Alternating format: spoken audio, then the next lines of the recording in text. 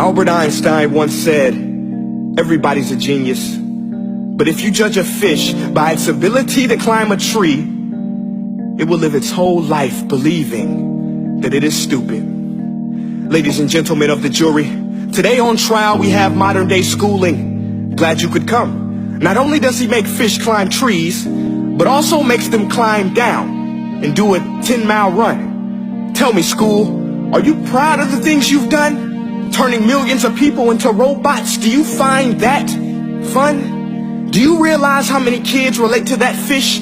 Swimming upstream in class, never finding their gifts, thinking they are stupid, believing they are useless? Well, the time has come, no more excuses. I call school to the stand and accuse him of killing creativity, individuality, and being intellectually abusive.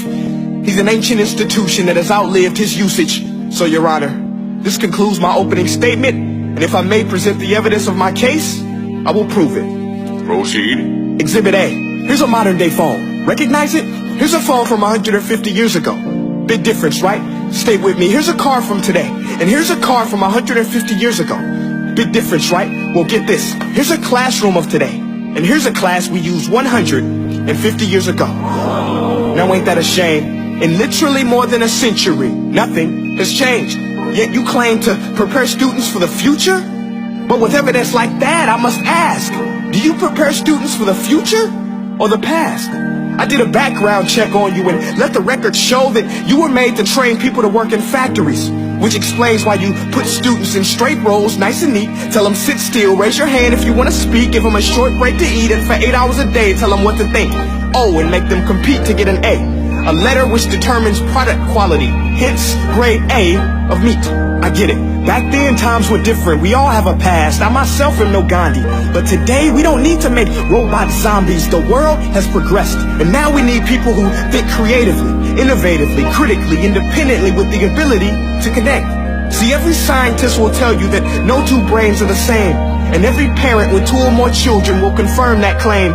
So please explain why you treat students like cookie cutter frames or snapback hats, giving them this one-size-fits-all crap. Watch your language. Sorry, Your Honor, but if a doctor prescribed the exact same medicine to all of his patients, the results will be tragic. So many people will get sick, yet when it comes to school, this is exactly what happens, this educational malpractice, where one teacher stands in front of 20 kids, each one having different strengths, different needs, different gifts, different dreams, and you teach the same thing the same way?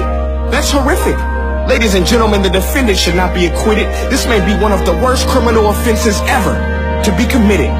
And let's mention the way you treat your employees. Objection. Overruled. I want to hear this. It's a shame. I mean, teachers have the most important job on the planet, yet they're underpaid? No wonder so many students are short-changed. Let's be honest.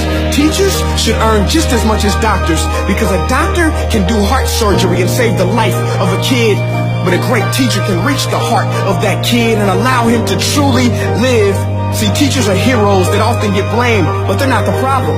They work in a system without many options or rights. Curriculums are created by policymakers, most of which have never taught a day in their life. Just obsessed with standardized tests. They think bubbling in a multiple choice question will determine success. That's outlandish.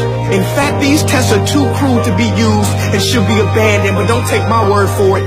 Take Frederick J. Kelly, the man who invented standardized testing, who said, and I quote, "These tests are too cruel to be used and should be abandoned." Ladies and gentlemen of the jury, if we continue down this road, the results will be lethal. I don't have much faith in school, but I do have faith in people. And if we can customize healthcare, cars, and Facebook pages, then it is our duty to do the same for education, to upgrade it, change it, do away with school spirit, because that's useless. Unless we're working to bring the spirit out of each and every student, that should be our task. No more Common Core. Instead, let's reach the core of every heart in every class. Sure, math is important, but no more than art or dance. Let's give every gift an equal chance. I know this sounds like a dream, but countries like Finland are doing impressive things. They have shorter school days. Teachers make a decent wage. Homework is non-existent, and they focus on collaboration instead of competition. But here's the kicker, boys and girls. Their educational system outperforms every other country in the world. Other places like Singapore are succeeding rapidly. Schools like Montessori, programs like Khan Academy, there is no single solution. But let's get moving, because while students may be 20% of our population, they are 100% of our future. So let's attend to their dreams, and there's no telling what we can achieve. This is a world in which I believe, a world where fish are no longer forced to climb trees. I rest my case.